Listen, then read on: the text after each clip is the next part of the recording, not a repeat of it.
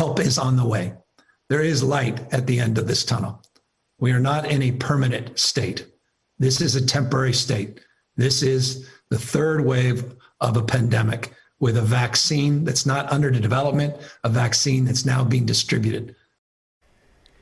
So there's the governor's cheerleader speech, if you will. There's CBS 13 political analyst Gary Dietrich joining us now to break some stuff down for us. Gary, always good seeing you. So regional stay-at-home order, I get what he's trying to do in that giving incentives to regions to, stay home. What's your take on what he did today?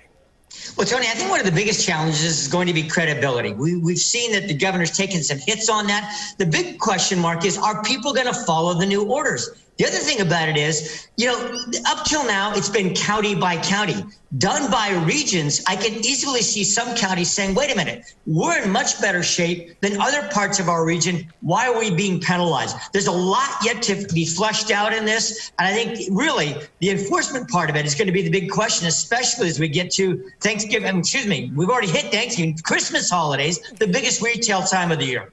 Yeah, it's a little bit of a blur, Gary. We understand. Yeah.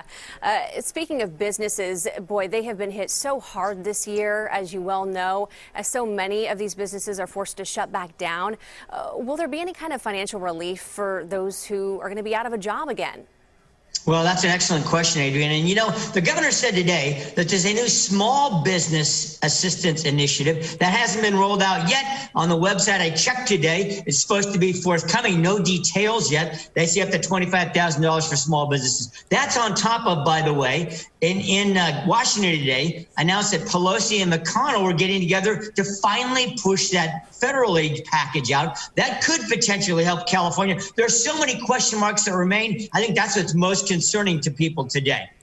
Let's label this last question keeping the faith, Gary. The Supreme Court today weighed in on whether or not California churches have to comply with state rules banning indoor services, ordering state judges to give this lawsuit another look.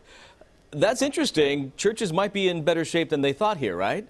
Well, that's a big deal, Tony, because this is the first major challenge that hasn't gone Governor Newsom's way. And this one, Supreme Court, by the way, I heard earlier today, no dissenting voices on this. So that means that the governor and his people are going to have to take a second look after the court takes a closer look at what's going to happen, especially, of course, given the religious services that many people are planning on attending here in just the next few weeks.